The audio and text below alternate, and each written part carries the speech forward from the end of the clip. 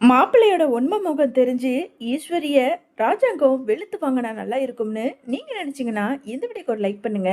வாங்க வீடியோக்குள்ள போலாம். டேய் மச்சான், இன்னைக்கு நம்மளோட ஹோட்டல்ல எந்த ஃபிகர்டா வரப்போகுது அப்படின்னு சொல்லிட்டு கேட்க, உடனே கூட இருந்தவனும் தெரியலடா, எந்த ஃபிகர் வந்தாலும் அதை நாம பார்த்து ரசிக்கணும்டா, அதுக்காக தானே நாமளும் காத்துக்கிட்டு இருக்கோம். ஆமாண்டா, ஆனா இந்த டைம்ல பத்தியா நந்தகுமார் இல்லை அப்படின்னு சொல்லிட்டு பேசிக்கிட்டு இருக்க. இன்னொரு பக்கம் இங்க தாமரையோ எப்படியாவது மாப்பிள்ளைய பத்தி தெரிஞ்சுக்கணும் அப்படிங்கிற ஆர்வத்தோட அதே ஹோட்டலுக்கும் வர, இங்க கேமரா வச்சிருக்க ரூமுக்குமே வராங்க நம்ம தாமரை. மச்சான், அங்க பாருடா, ஃபிகர் செம்மையா இருக்குல்ல. ச்சே, இந்த டைம்ல நந்தகுமார் இல்லடா, அவன் மட்டும் இருந்திருந்தா செம்மையா இருந்திருக்கும்டா. டேய் விடுடா, அவன்தான் கல்யாணத்துல ரொம்ப பிஸியா இருப்பானே, இன்னைக்கு இல்லைனாலும் இன்னொரு நாள் வந்து கண்டிப்பா அனுபவிப்பான், இன்னைக்கு நாம பாத்துக்கலாம் அப்படின்னு ரூமுக்குள்ள மாப்பிள்ளையோட ஃப்ரெண்ட்ஸுமே பேசிக்கிட்டு இருக்காங்க. இன்னொரு பக்கம் அதே ஹோட்டலுக்கு மாப்பிள்ளைய பத்தி எப்படியாவது தெரிஞ்சுக்கணும்னு சொல்லிட்டு கருப்பு இன்னொரு ரூம் புக் பண்ணி அங்க போறாரு.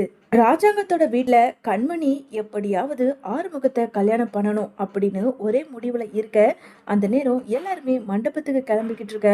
உடனே இங்க கண்மணி இருந்துகிட்டு, அம்மா நான் கொஞ்சம் மேக்கப் பண்ண வேண்டியது இருக்கு, அதை முடிச்சுட்டு அப்படியே வந்துடுறேம்மா, நான் ஆறுமுகம் கூட கார்ல போறேன் அப்படின்னு சொல்லிட்டு கேட்க, சரி கண்மணி, நீ சீக்கிரமா பார்த்து பத்திரமா வந்து சேரு, ஆறுமுகம் பார்த்து கூட்டிட்டு போ அப்படின்னு சொல்லிட்டு ஆறுமுகத்து கூட கண்மணிய இங்க அனுப்பி வைக்க, கண்மணியும் ஆறுமுகமும் கார்ல வந்துகிட்டு இருக்க. கொஞ்ச நேரத்துல இங்க ஆறுமுகம் இருந்துகிட்டு, கண்மணி நாம பண்றது எனக்கு என்னமோ தப்புன்ற மாதிரியே படுது. இங்க பாரு ஆறுமுகம், நான் தான் துணிஞ்சு வந்திருக்கேன்ல, கட்டினா உன்னை மட்டும்தான் கல்யாணம் பண்ணுவேன், அப்படி இல்லைனா இப்ப கூட சொல்லு, இந்த காரை திறந்துக்கிட்டு இப்பவே குதிச்சு செத்து போயிடுறேன். ஐயோ கண்மணி, அப்படியெல்லாம் பேசாத, எனக்கு நீ தான் வேணும் ஆறுமுகம், பேசாம ஏதாவது கோவிலா பார்த்து நிறுத்து அப்படின்னு சொல்லிட்டு கண்மணி சொல்ல, சரி கண்மணி, அப்போ நான் சொல்ற மாதிரி பண்ணு, இப்பவே உன் சித்தப்பாவுக்கு ஃபோன் பண்ணு. என்ன சொல்ற, எதுக்காக? ஆமா, நீ ஃபோன் பண்ணு, நான் பேசிக்கிறேன் அப்படின்னு சொல்லிட்டு கண்மணி கிட்ட சொல்ல, கண்மணியோ இங்க சன்னாசிக்கு ஃபோன் பண்ணி ஆறுமுகத்துக்கிட்ட கொடுக்க, ஐயா நான் தான் ஆறுமுகம் பேசுறேன், சொல்லுப்பா என்னப்பா விஷயம்? ஐயா, கார்ல கொஞ்சம் டீசல் காலியாகிற மாதிரி தெரியுது, நான் கொஞ்சம் போட்டுக்கிட்டு வந்துடட்டுமா? சரி சரி ஆறுமுகம், சீக்கிரமா வா, ஏன்னா கல்யாணத்துல அத்தனை பேரும் வெயிட் பண்ணிக்கிட்டு இருப்பாங்க. சரி ஐயா, நான் வந்துடுறேன் அப்படின்னு சொல்லிட்டு ஆறுமுகம் ஒரு பெரிய திட்டம் போட்டு கண்மணி சொன்ன மாதிரியே கோவிலுக்கும் கூட்டிக்கிட்டு போய் இங்க ஐயர்கிட்ட சொல்லி கண்மணியோட கழுத்துல தாலியையும் ஆறுமுகம் கட்டிடுறாரு. இன்னொரு பக்கம் தாமரை தன்னோட ட்ரெஸ்ஸுங்களை எல்லாத்தையும் மாத்திக்கிட்டு இருக்க, அந்த பக்கம் மாப்பிள்ளையோட ஃப்ரெண்ட்ஸுமே இங்க தாமரைய ரசிச்சுட்டு, டே மச்சான், இன்னைக்கு தான் நந்தகுமார் இல்லைல்ல, இந்த வாட்டி இந்த ஃபிகர் கிட்ட நான் போய் கேட்க போறேன்டா, எனக்கு இவ வேணும்டா அப்படின்னு சொல்லிட்டு சொல்ல, சரி சரி நீ போய் அனுபவி அப்படின்னு சொன்னதும் அங்க இருந்தவனும் நேரா தாமரையோட ரூமோட கதவை போய் தட்ட, யாரு அப்படின்னு சொல்லிட்டு கேட்க, கதவை தர அப்படின்னு சொல்லிட்டு உள்ளுக்குள்ள போக, இங்க தாமரை இருந்துகிட்டு, டேய் நீ எதுக்காகடா இப்ப என்னோட ரூமுக்கு வந்த? ஏய் இங்க பாரு, என்கிட்ட கத்துற வேலைலாம் வச்சுக்காத, கொஞ்ச நேரத்துக்கு முன்னாடி ட்ரெஸ் மாத்தினியே, அது எல்லாத்தையுமே நாங்க வீடியோ ரெக்கார்ட் எடுத்துட்டோம், அதனால இப்போ நான் சொல்றதுக்கு மட்டும் நீ சரின்னு வரலன்னு வச்சுக்கோ, அதுக்கப்புறம் இந்த வீடியோவை நாங்க வெளியே விட்டுடுவோம் அப்படின்னு சொன்னவன் தாமரையோட கையை பிடிச்சி இழுக்க, டேய் ராஸ்கல், ஒழுங்கு மரியாதையா என் கையை விடுடா, இல்லைன்னா உன்னை இங்கேயே சாகடிச்சிடுவேன் அப்படின்னு சொல்லிட்டு இங்க தாமரையோ எவ்வளவோ சத்தம் போட்டு முயற்சி பண்ணாலும், ஆனாலும் இங்க மாப்பிள்ளையோட ஃப்ரெண்ட்ஸோ, இங்க பாரு சத்தங்கத்தம் போட்டேன்னு வச்சுக்கோ, உன்னை அவ்வளவுதான், யாரும் வந்து எதுவும் கேட்க மாட்டாங்க, இது ஏன்னா இது எங்களோட ஹோட்டல் அப்படின்னு சொல்ல, டேய் ராஸ்கல், உனக்கு அவ்வளவுதாண்ட மரியாதை அப்படின்னு தாமரை இன்னுமே சத்தம் போட்டு கத்த, உடனே அந்த பக்கமா வந்த கருப்புக்கு இங்க உள்ள சத்தம் கேட்கறத பார்த்ததும் கதவை திறந்துகிட்டு உள்ள வராரு கருப்பு. ஏ தாமரை, என்ன நீ இங்க வந்திருக்க? ஆமா, இவன் யாரு? என்ன, இவனை நீ லவ் பண்றியா அப்படின்னு சொல்லிட்டு கேட்க, ஐயோ இல்ல, இவன் யாருன்னே தெரியாது, நான் ட்ரெஸ் மாத்துறத இவன் வீடியோ எடுத்து வச்சுக்கிட்டு இங்க வந்து என்னை தப்பா நடந்துக்க முயற்சி பண்றான், தயவு செஞ்சு என்னை காப்பாத்துங்க அப்படின்னு சொல்லிட்டு தாமரை எல்லாத்தையும் சொல்ல, டேய் என்னடா, என்ன தைரியம் இருந்தா ஒரு பொம்பளை பொண்ணுகிட்ட இப்படி ஒரு கேவலமான விஷயத்த பண்ணுவ? இங்க பாரு, இப்பவே நீ அந்த பொண்ணு கையை விடலன்னு வச்சுக்கோ, அதுக்கப்புறம் போலீஸ் கிட்ட சொல்லி உன்னை பிடிச்சி ஜெயில போடுவேன் அப்படின்னு கருப்பு சொல்ல, உன்னால முடிஞ்சத நீ பாத்துக்கோ, இங்க பாரு, இந்த ஹோட்டல் யாருது தெரியும்ல, என் ஃப்ரெண்டு நந்தகுமார், நாங்க மட்டும்தான் இந்த மாதிரி பண்றோன்னு கிடையாது, என் ஃப்ரெண்டு நந்தகுமார் கூட இந்த மாதிரி தான் பண்ணுவான், என்ன அவனுக்கு இன்னைக்கு கல்யாணம், அவன் நாளைக்கு வந்துருவான். நாளையில இருந்து நாங்க நல்லாவே என்ஜாய் பண்ணுவோம். ஏய் நீ வெளியே போடா அப்படின்னு சொல்லிட்டு கருப்பை அங்க இருந்து வெளியே அடிச்சு துரத்த இங்க வெளியே வந்த கருப்பு கொஞ்ச நேரத்துல போலீஸுக்கு ஃபோன் பண்ணி போலீஸையும் வர வைக்கிறாங்க. வந்த போலீஸோ, டே ராஸ்கல், உங்களுக்கு பொம்பளை பசங்கன்னா ரொம்ப கேவலமா போச்சா? இவ்வளோ கேவலமான வேலையை பார்த்துருக்கீங்க, நடடா போலீஸ் ஸ்டேஷனுக்கு அப்படின்னு அங்க வந்த இன்ஸ்பெக்டர் சொல்ல உடனே கருப்பு இருந்துகிட்டு, சார் சார், அதை விட ஒரு முக்கியமான விஷயம் சார். நாங்க இங்க எதுக்காக வந்தோம்னா, எங்க குடும்பத்துல கண்மணின்றவளுக்கு ஒரு மாப்பிள்ளைய பார்த்தாங்க சார். அது வேற யாரும் இல்லை, நந்தகுமார். இதோ இந்த ராஸ்கல் சொல்றானே, அவன் தான் சார். கண்டிப்பா இந்த கல்யாணத்தை நிப்பாட்டணும்னா இவன் வந்து சாட்சிய சொன்னாதான் சார் அந்த கல்யாணம் நிற்கும் அப்படின்னு கருப்பு சொல்ல, டேய் இவன் சொல்றது உண்மையா? அந்த நந்தகுமார் ஃப்ராடுக்கு கல்யாணமா அப்படின்னு சொல்லி கேட்க, ஆமாம் சார், ஆமாம் சார். அந்த பொண்ணை கல்யாணம் பண்ணிக்கிட்டு அந்த குடும்பத்து சொத்தெல்லாம் எப்படியாவது தான் பேர்ல மாத்திக்கணுன்றதுக்காக அவங்க அப்பா போட்ட திட்டம் சார். உடனே இதை எல்லாத்தையும் பார்த்துக்கிட்டு இருந்த தாமரை இருந்துகிட்டு, டேய் உங்களுக்கு இதே வேலையா போச்சாடா? எங்க வீட்டு கண்மணிக்கு இவ்வளோ பெரிய துரோகத்தை பண்ண பார்த்துருக்கீங்களா? கண்டிப்பா அந்த கல்யாணம் நடக்கக்கூடாது.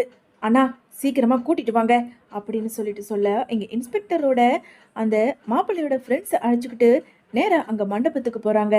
இன்னொரு பக்கம் மாப்பிள்ளை வீட்டுக்காரங்க வந்து மண்டபத்துல மணமேடையில மாப்பிள்ளை உட்காந்துக்கிட்டு இருக்க கொஞ்ச நேரத்துல இங்க ஐயருமே பொண்ணு அழைச்சிக்கிட்டு வாங்க அப்படின்னு சொல்ல, இங்க ராஜாங்கோ, மோகனா போய் கண்மணி அழைச்சிக்கிட்டு வா சொல்ல உள்ள போய் மோகனா சுத்தி முத்தி பார்க்க அங்க கண்மணி இல்லாதது தெரிஞ்சுக்கிட்டு வெளியே வந்து, என்னங்க கண்மணியை காணோம் அப்படின்னு சொல்ல ராஜாங்கோ அப்பத்தானு எல்லாருக்குமே அதிர்ச்சி ஆகுது.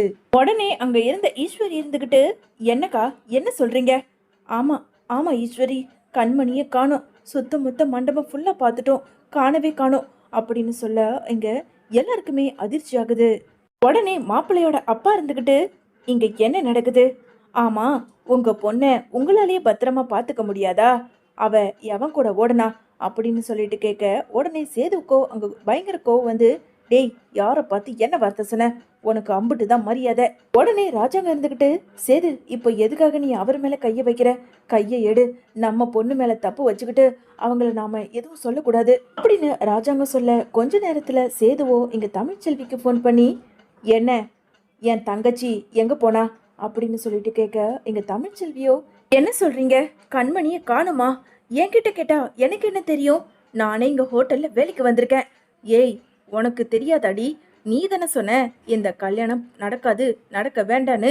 அப்போ நீ தானே திட்டம் போட்டு கண்மணியை ஏதோ பண்ணி வச்சிருக்க அப்படின்னு சொல்லி சேதுவோ ரொம்ப கோவத்தோட பேச, உடனே தமிழ்ச்செல்வி இருந்துகிட்டு, இங்க பாருங்க எனக்கு எதுவும் தெரியாது, முதல்ல நீங்க போனை வைங்க அப்படின்னு சொல்லிட்டு எங்க தமிழ்ச்செல்வி போனை வச்சுட்டு அதே நேரம் கண்மணிக்கு ஃபோன் பண்ண கண்மணியோட போனுமே சுவிட்ச் ஆஃப்னு வருது. கொஞ்ச நேரத்துல இங்க கருப்பண்ணன் போனாரே, அவரு ஆதாரத்தோட வராரா இல்லையான்னு தெரிஞ்சுக்கிறதுக்காக கருப்புக்கோ ஃபோன் பண்ண கருப்பு இங்க நடந்த எல்லாத்தையும் சொல்ல தமிழுக்கோ ரொம்ப அதிர்ச்சி ஆகுது. அண்ணே சீக்கிரமா கிளம்பி வாங்கண்ணே. நீ கவலைப்படாதமா தமிழு, அங்கதான் போலீஸோட ஆதாரத்தோட வந்துகிட்டு இருக்கேன். கொஞ்ச நேரத்துல அந்த கல்யாணத்தை நிப்பாட்டி காட்டுறேன். அந்த மாப்பிள்ளையோட முகத்திரைய நான் கிழிச்சு காட்டுறேன். இன்னொரு பக்கம் பொண்ணை காணுமேன்னு சொல்லிட்டு மண்டபம் ஃபுல்லாவே எல்லாருமே தேடிக்கிட்டு இருக்க, அங்க ஆறுமுகத்தோட கல்யாணத்தை பண்ணிக்கிட்டு கண்மணியோ கார்ல இறங்கி மண்டபத்துக்குள்ள வராங்க. உள்ள வந்த கண்மணியை பார்த்ததும் கழுத்துல தொங்கியிருக்க தாலியை பார்த்துட்டு இங்க அப்பத்தா இருந்துக்கிட்டு, அடியே மோகனா அங்க பாரு கண்மணி வந்திருக்கா. ஏ கண்மணி எங்கடி போன? மண்டபம் ஃபுல்லா உன்னை தேடி பார்த்துக்கிட்டு இருக்கோம். யாரடி உன் கழுத்துல தாலியை கட்டினது அப்படின்னு சொல்லிட்டு மோகனா ரொம்ப கோபத்தோட கேட்க, எல்லாரும் என்னை மன்னிச்சிருங்க, எனக்கு இந்த கல்யாணத்துல விருப்பம் இல்லை. நான் ஆறுமுகத்தை தான் கல்யாணம் பண்ணிக்கிட்டு வந்திருக்கேன் அப்படின்னு கண்மணி சொல்ல, அங்க இருந்த ராஜாங்கம் சேது அப்பத்தா ஈஸ்வரி சாவித்ரின்னு எல்லாருக்குமே அதிர்ச்சி ஆகுது. மண்டபத்துல நடக்கிற எல்லா விஷயத்தையும் ஒண்ணு விடாம மலர் இங்க தனியா வந்து தமிழ்ச்செல்விக்கு ஃபோன் பண்ணி சொல்ல, அக்கா என்னக்கா சொல்ற? ஆறுமுகத்தை கண்மணி கல்யாணம் பண்ணிக்கிட்டாளா? அடக்கடவுளே, சரிக்கா, எல்லாமே நல்லதுக்கு தான். என்ன தமிழ் சொல்ற? இங்க ஒரு பெரிய பிரளயமே நடந்துகிட்டு இருக்கு, நீ என்னமோ எல்லாமே சரிதான் சொல்ற. அக்கா உனக்கு விஷயமே தெரியாது. இந்த கல்யாணம் பண்ணிக்க போற மாப்பிள்ள ரொம்ப கேடு கெட்டவன்க்கா. அவனை பத்தின உண்மை எல்லாமே தெரிஞ்சிடுச்சு. ஆதாரத்தோட கருப்பு அண்ணன் வந்துகிட்டு இருக்காரு. நானுமே இன்னும் கொஞ்ச நேரத்துல அந்த மண்டபத்துக்கு வந்துடுவேன். நீ போனை வைக்கா அப்படின்னு சொல்லிட்டு இங்க தமிழ்ச்செல்வியோ நேரா மண்டபத்துக்கு வர, அதே நேரம் கருப்பு இங்க மாப்பிள்ளையோட ஃப்ரெண்டை அழைச்சிக்கிட்டு போலீஸோட அங்க மண்டபத்துக்குமே வராங்க. முதல்ல தமிழ்ச்செல்வி மண்டபத்துக்கு வர, அங்க வந்த தமிழ்ச்செல்வியை பார்த்ததும் இங்க சேது இருந்துகிட்டு, ஏய், என்ன இங்க வந்திருக்க? எதுவுமே தெரியாத மாதிரி இங்க வந்திருக்கியா? நீ தானே இவங்க 2 பேருக்கு கல்யாணம் பண்ணி வச்ச அப்படின்னு சொல்லிட்டு சேது கேட்க, ஐயோ, என்ன சொல்றீங்க? எனக்கும் இதுக்கும் எந்த சம்பந்தமும் இல்ல. கண்மணி, நீயே வாயை திறந்து பேசு. உடனே ராஜாங்க இருந்துகிட்டு, சேது, நீ கொஞ்ச நேரம் அமைதியா இரு. என்ன கருப்பு, இவங்கலாம் யாரு? எதுக்காக இவங்கள அழைச்சிக்கிட்டு வந்திருக்க அப்படின்னு சொல்லிட்டு ராஜாங்கம் கேட்க, உடனே கருப்பு இருந்துகிட்டு, மாமா, இந்த கல்யாணம் நடக்கலன்னு நான் கேள்விப்பட்டேன். இந்த கல்யாணம் நடக்காம இருந்ததே ரொம்ப பெரிய சந்தோஷம்தான். இந்த மாப்பிள்ளை நல்லவனே கிடையாது அப்படின்னு கருப்பு சொல்ல, உடனே சேது இருந்துகிட்டு, என்ன கருப்பு, நீயும் தமிழ்ச்செல்வி கூட சேர்ந்துக்கிட்டு அவ கூட போய் சொல்ல ஆரம்பிச்சிட்டியா? ஐயோ சேது மாப்பிள்ளை, அதெல்லாம் இல்லை. நான் சொல்றது அத்தனையும் உண்மை. இதோ இருக்கானே, இவன் தான் அந்த மாப்பிள்ளையோட ஃப்ரெண்டு. மாப்பிள்ளைய பத்தி எல்லாத்தையும் அக்கு வேற ஆணி வேற புட்டு புட்டு இப்போ வைப்பான் பாரு அப்படின்னு சொல்லிட்டு கருப்பு சொல்ல, அங்க இருந்தவனும் மாப்பிள்ளைய பத்தி எல்லாத்தையும் சொல்ல ஆரம்பிக்கிறாங்க. சார், ஆமா சார், நந்தகுமாரும் ஒரு பொம்பளை பொறுக்கி. நாங்க அப்பப்ப பொண்ணுங்களை தப்பா வீடியோ எடுத்து எங்களோட ஆசைக்கு அவங்கள இணங்க வைப்போம். இந்த விஷயம் இந்த பொண்ணுக்கு தெரிஞ்சு இவங்களுக்கெல்லாம் தெரிஞ்சு இப்போ நான் இவங்க கிட்ட மாட்டிக்கிட்டேன். மன்னிச்சிடு நந்தகுமார் அப்படின்னு சொல்லிட்டு வந்தவன் எல்லாத்தையும் சொல்ல, அங்க இருந்த எல்லாருக்குமே இன்னமுமே அதிர்ச்சி ஆகுது. உடனே தமிழ்ச்செல்வி இருந்துகிட்டு, கேட்டீங்களா? என்னமோ இந்த மாப்பிள்ளை அப்படியே நல்லவன் சொன்னீங்க. பாருங்க, இப்போவாவது என்னை பத்தி புரிஞ்சுக்கோங்க. எனக்கும் இந்த கல்யாணத்துக்கும் எந்த சம்மந்தமும் இல்லைன்னு சொல்லிட்டு நான் எப்படியோ போகலாம். ஆனா கண்மணியோட வாழ்க்கை நல்லபடியா இருக்கணும்னு சொல்லிட்டு தான் நான் கருப்பண்ணனை நேத்தே விசாரிக்க அனுப்புனேன். இப்போ ஆதாரத்தோட வந்திருக்காரு அப்படின்னு சொல்லிட்டு தமிழ்ச்செல்வி ஒரு பக்கம் பேச, இங்க நடக்கிற எல்லாத்தையும் கேட்டுக்கிட்டும் பார்த்துக்கிட்டும் இருந்த ராஜாங்கமும், ஏ ஈஸ்வரி, என்ன இது?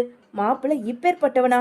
இப்படிப்பட்ட மாப்பிள்ளையவா என் பொண்ணுக்கு நீ கல்யாணம் பண்ணி வைக்கிறதுக்காக கூட்டிக்கிட்டு வந்த அப்படின்னு ராஜாங்க கேட்க, உடனே அங்க ஈஸ்வரி இருந்துகிட்டு, ஐயோ, மாமாவுக்கு வேற எல்லா உண்மையும் தெரிஞ்சிடுச்சு, எப்படியாவது சமாளிக்கணும் அப்படின்னு நினைச்சுக்கிட்டு, ஈஸ்வரியோ, எனக்கு தெரியாது, எனக்கும் இதுக்கும் எந்த சம்பந்தமும் இல்லை மாமா, என்னை மன்னிச்சிருங்க. மாப்பிள்ளைய பத்தி விசாரிக்காம நான் இப்படி ஒரு காரியத்துல இறங்கிட்டேன் அப்படின்னு சொல்லிட்டு ஈஸ்வரி போய் சொல்லிக்கிட்டு இருக்க, உடனே அங்க மாப்பிள்ளையோட அப்பா இருந்துகிட்டு, என்ன ஈஸ்வரியம்மா இப்படி போய் சொல்றீங்க? நீங்க இவங்க கொடுக்குற சொத்துல பாதி நீங்க எனக்குன்னு கேட்டீங்கல்ல, அதனால தானே இந்த கல்யாணத்துக்கும் நீங்க ஒத்துக்கிட்டீங்க. நான் தான் என் பையனை பத்தி முன்னாடியே உங்ககிட்ட சொன்னனே. நீங்க தான் அவ ஊனம் தானே, எப்படியாவது கல்யாணத்தை பண்ணிக்கிட்டு வேற ஒரு பொண்ணு கூட குடும்பத்தை நடத்த சொல்லு நீங்க தானே சொன்னீங்க அப்படின்னு ஈஸ்வரிய போட்டு கொடுக்க, அங்க இருந்த சன்னாசியோ நேரா வந்து ஈஸ்வரிய ஓங்கி பலர்னு கன்னத்திலே ஒரு அறை கொடுக்குறாரு. எம்பிட்டு தைரியம் இருந்தா நம்ம வீட்டு பொண்ணு வாழ்க்கைய நீயே கெடுக்க பாப்ப? நீ எல்லாம் ஒரு பொம்பளையா? சி, உன்னெல்லாம் என் பொண்டாட்டின்னு சொல்றதுக்கு எனக்கு தான் அசிங்கமா இருக்கு அப்படின்னு சன்னாசி ஒரு பக்கம் ரொம்ப கோபத்தோட கத்திக்கிட்டு இருக்க, அங்க இருந்த தமிழ்ச்செல்வியோ, இங்க பாருங்க மாமா, கண்மணியோட மனசுல ஆறுமுகம் தான் இருக்காரு. அதனாலதான் அவ இந்த கல்யாணத்துல விருப்பம் இல்லாம போய் ஆறுமுகத்தை கல்யாணம் பண்ணிக்கிட்டு வந்து நிக்கிறா. தயவு செஞ்சு அவங்க 2 பேரையும் ஏத்துக்கிட்டு மனசார அவங்கள ஆசீர்வாதம் பண்ணுங்க அப்படின்னு தமிழ்ச்செல்வியோ இங்க கண்மணிக்கு சப்போர்ட் பண்ணி பேசிக்கிட்டு இருக்காங்க.